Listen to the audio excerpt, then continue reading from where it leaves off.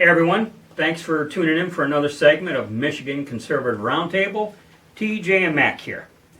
And we're going to do kind of an update on the Barr situation.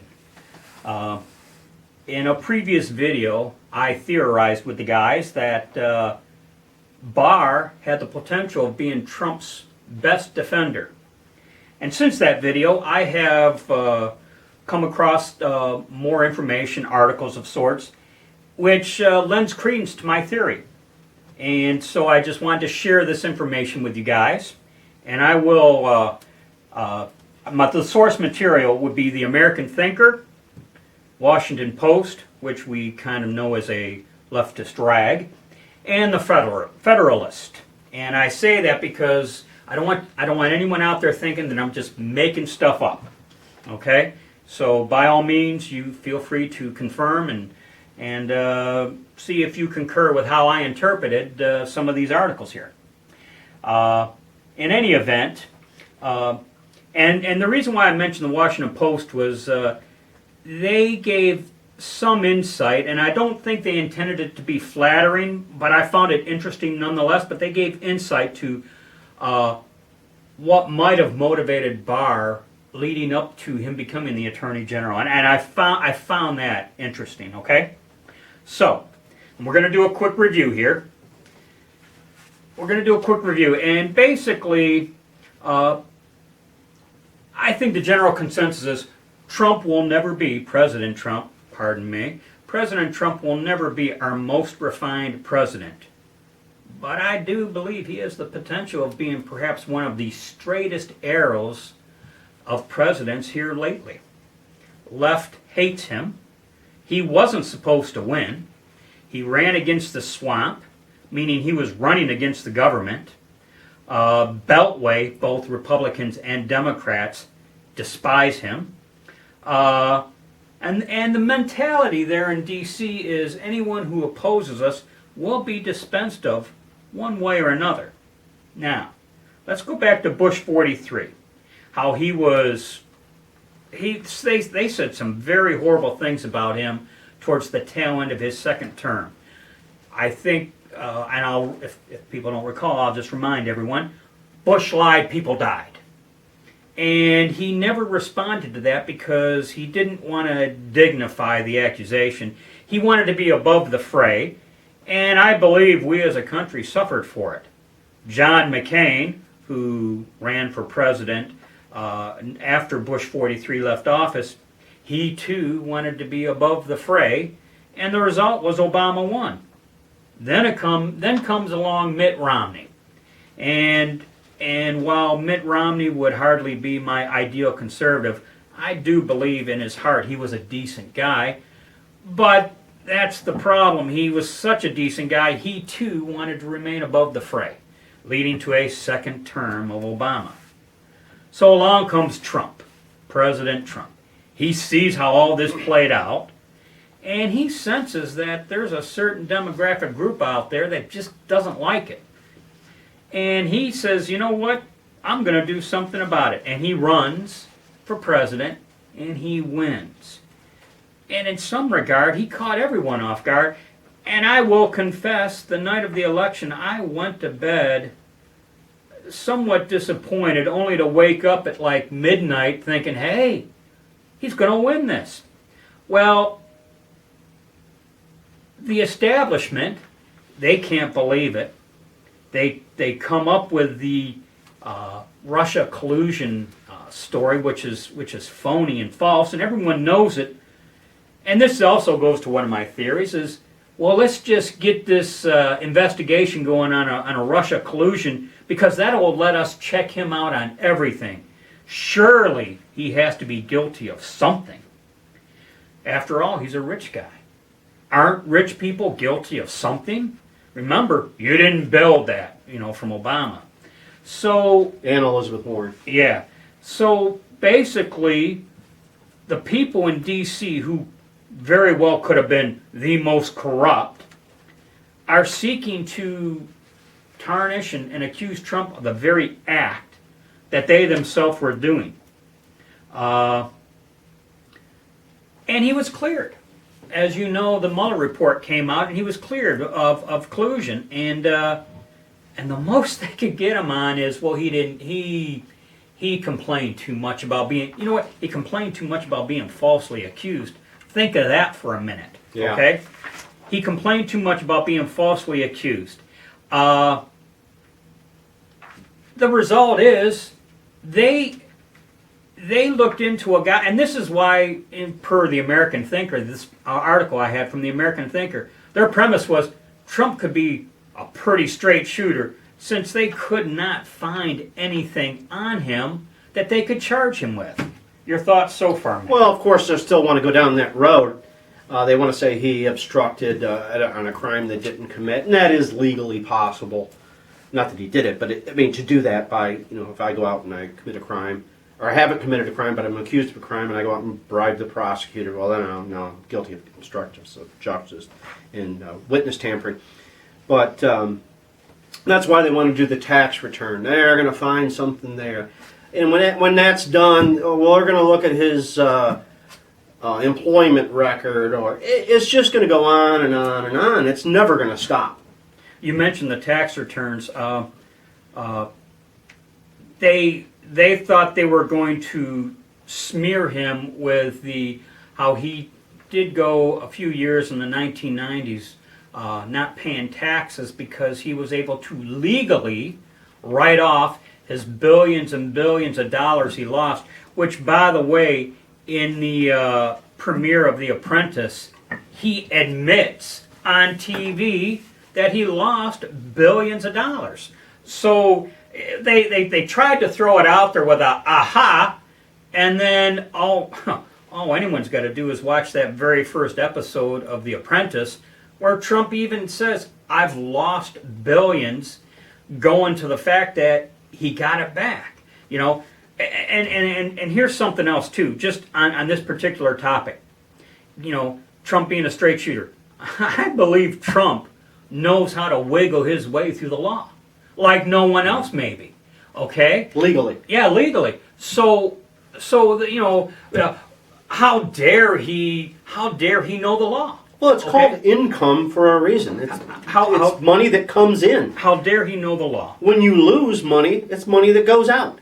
Now, I'd like to reference what the Washington Post said about Barr, because this goes to my theory about Barr. Okay, Washington Post, liberal rag, they are reporting that prior to Barr becoming President Trump's Attorney General, shared with his friends, he did not like the way Congress, specifically the House, was acting in regards towards Trump. And we're kind of getting this from his friends, and then they do have a quote from Barr, which I'm assuming Washington Post's quote on Barr is accurate. The quote is, I felt the rules were being changed to hurt Trump, and I thought it was damaging for the presidency over the long haul.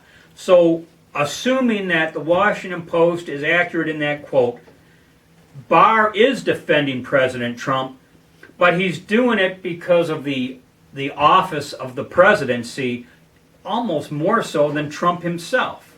And so it was that sentiment, perhaps, that led him to accept President Trump, saying to William Barr, hey, will you be my new Attorney General? Barr comes on board, and now we have Barr investigating the investigators. I always have to laugh when I think of Barr before the Senate reporting on the Mueller report, and he says the Trump administration or the Trump transition team and all that was spied on, and of course the Democrat senators are saying, well, you certainly don't mean spying, and he says, yeah, I do mean it. And your thoughts so far, because I'll keep going. Yeah. So thoughts so far? I think you're onto a key point there, so I think you ought to wrap that up. All right. That thought there. Well, what they do here is, because they don't like Barr using the term spying, what do? They bring in Christopher Wray. Christopher Wray. President Trump's current FBI director, Christopher Wray. Director Wray, you don't think your agency spied on the Trump team, do you?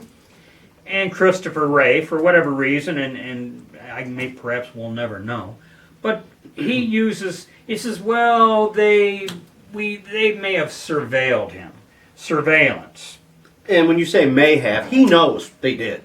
So he's being less than truthful there. Now, if you go to thesaurus.com, okay? If you go to thesaurus.com and you look up spying, the first synonym listed is surveillance as a verb. So thesaurus.com, look up spying, first word, surveillance. So in Christopher Wray, I almost feel like Christopher Wray insulted our intelligence, to be honest. Pardon the pun. Yeah, yeah. Yeah. You know, he's surveilled. You know what? Come on. Don't insult my intelligence. Okay? Mueller, when they were investigating the Russia collusion, they basically referenced the Steele dossier. And here's the thing. Afterwards, it was said, Mueller referred to it as unverified. James Comey referred to it as salacious and unverified. Yet, October 16th, 2016, in the first surveillance warrant, it was listed as verified application. Okay? So, well, when you submit an application for a warrant, you take an oath that, to the best of your knowledge, it's true. So someone perjured themselves. And this is what Bill Barr is going to get to the bottom of. Okay? And the establishment doesn't like it. Now the establishment's calling Bill Barr a liar. So you know, after them attacking Trump, President Trump's character, now they're going to attack Bill Barr's character. It's what they do. Yeah, and so Bill Barr has brought in John Durham, and a little bit about John Durham. He was the let me look here, because I want to get this right. Here. Pardon me, folks. The Connecticut U.S. Attorney, okay, and he was recommended to that post by two Democrat senators, Richard Blumenthal and Chris Murphy, okay? So, in John Durham becoming the Connecticut United States Attorney, two Democrat senators, not only did they vote for him, but they endorsed him. Now Blumenthal, and if you recall, Blumenthal has his own goofy past with whether or not he was a active duty veteran from Vietnam.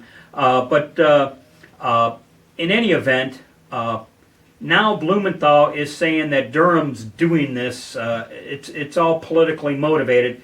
So you know, back a year or so ago, he's great, but now that he's working for Bill Barr, he's no longer great. That's how I interpret that. The interesting thing about John Durham also is he is no stranger to the FBI and the CIA. He has investigated both agencies under previous administrations. So I am thinking that both the FBI and CIA are thinking, not this guy again. Thoughts so far, Matt? Well, I have heard rumors, and strangely enough, I've heard them come from the left, that Bill Barr took this job with an agenda, that he campaigned for this job, that he wanted this job. And what you're telling me here kind of lends a little bit of credence to that. Maybe not for the reasons that they're saying. But, yeah, maybe Barr did say, you know what, if we let this continue, who's to say the next president isn't going to be the same thing? These people tried a coup d'etat, and they can't get away with it. I hear some conservatives going, let's just move on. We've got bigger fish to fry. We've got bigger fish to fry than treason? And coups? I find that hard to believe. I think that's a pretty damn big fish to fry. I think it's pretty bad that Comey and team tried to trump up a charge on Trump. You know, play on words. It's just it needs to. We need to get to the bottom of it, and that's all there is to it. A little off topic here.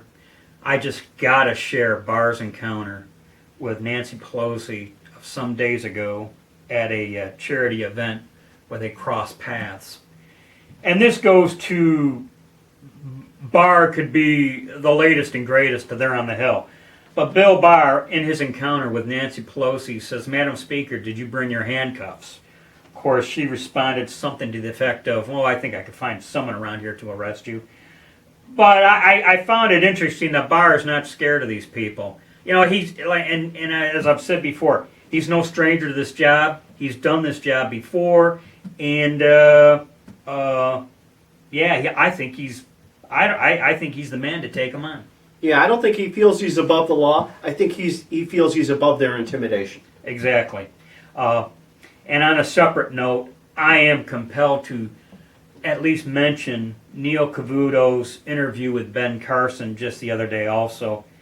And the reason why I want to mention it is because one, it's sad, and by all means you can go to Fox News, Neil Cavuto, and watch it. I'm sure it's on YouTube somewhere.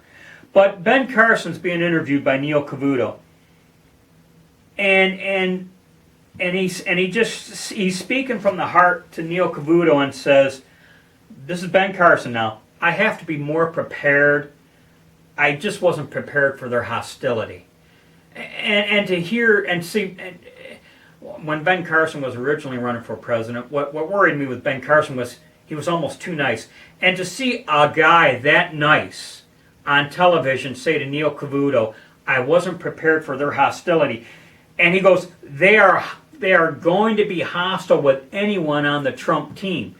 And this is why I mention it, is because Ben Carson is referencing their state of mind. A physician, neurosurgeon, I think he was, Yeah. saying to Neil Cavuto, these people are hostile to anyone on the Trump team, whether it be him, whether it be Barr, whether it be whoever. They are just going to be hostile, and I was just struck with Ben Carson's words. Well, that's why they're infuriated with the president using his executive privilege, and other people in the Trump administration said, "No, we're not coming. We're not gonna be Carsoned here." And this is what they want to do. They want to have a daily show. Bring out Ivanka, bring out Kushner, bring out whoever, and we're gonna make them look stupid. We're gonna slander them, and it's just chipping away. I think they're making a huge mistake for their party, and I'm glad they are. The American people are sick of it. We know what they're up to. We know they have no plan other than to impose global communism on us. They won't admit that yet. They will admit it at some point, because they're getting bolder and bolder for whatever reason. Maybe because they feel trapped and they've been called out into the light, and now they have to say what they are. But that's what they want to do with this whole facade, this whole show. All right. Are we talked out? I think so. All right. Thank you, everyone. Stay tuned for further videos. And as we say here on the Michigan Conservative Roundtable, be safe, watch your six, and don't tread on me.